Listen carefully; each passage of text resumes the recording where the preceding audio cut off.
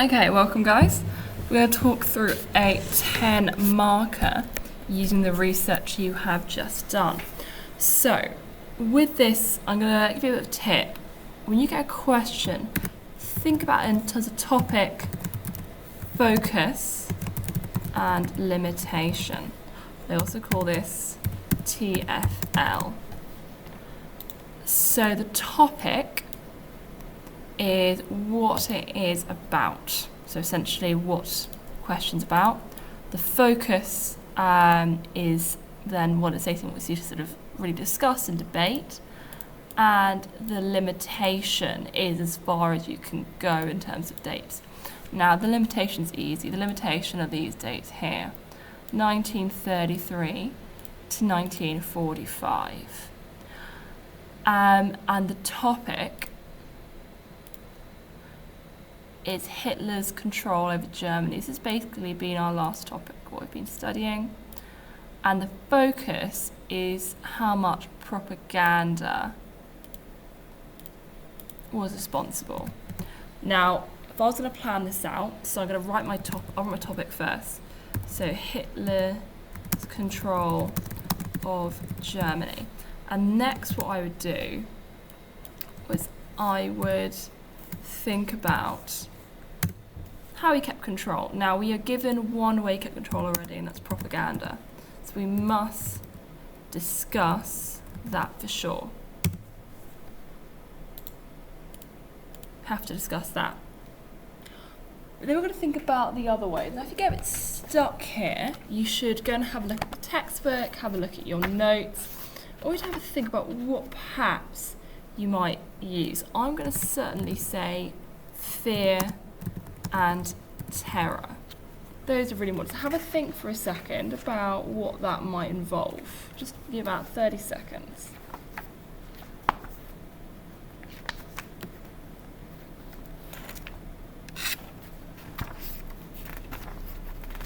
So you've got fear and terror. Now that can take over, it can mean a few things. So for example, you could talk about the SS, the SA, and the Gestapo. I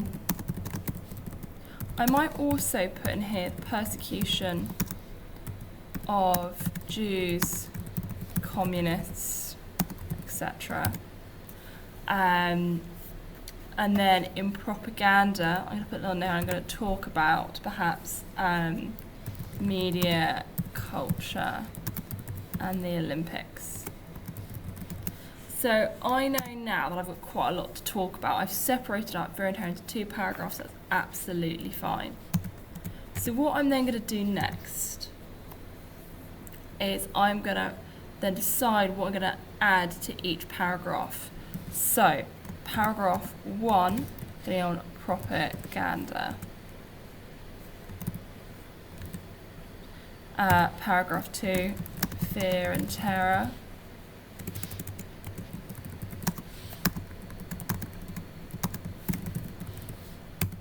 And paragraph 3, fear and terror, persecution.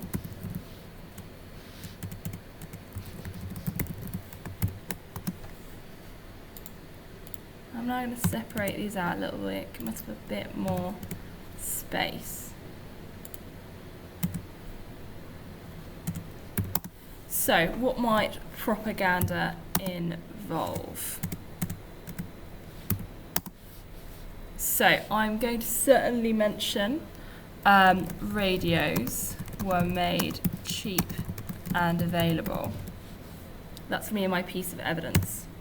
I am then going to say the Olympic Games in 1936. I'm going to mention Goebbels as well. So that is my evidence. And then I'm going to start thinking about, okay, what made each of these so effective? So I'm going to firstly mention that, I'm going to do this in red so you can sort of what I call the critical commentary. So radios meant that Hitler's message and political voice reached every home. Indeed, they were designed so they could only pick up German stations. No foreign stations were allowed. This meant that German people heard no views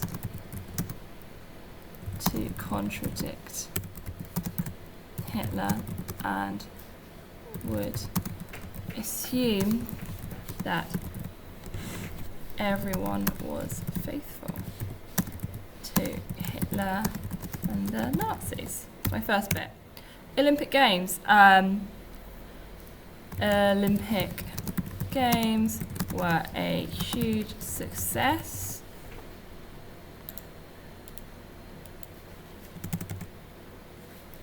Because they showed the power and success of the Nazi state, with the Germans coming top of the medals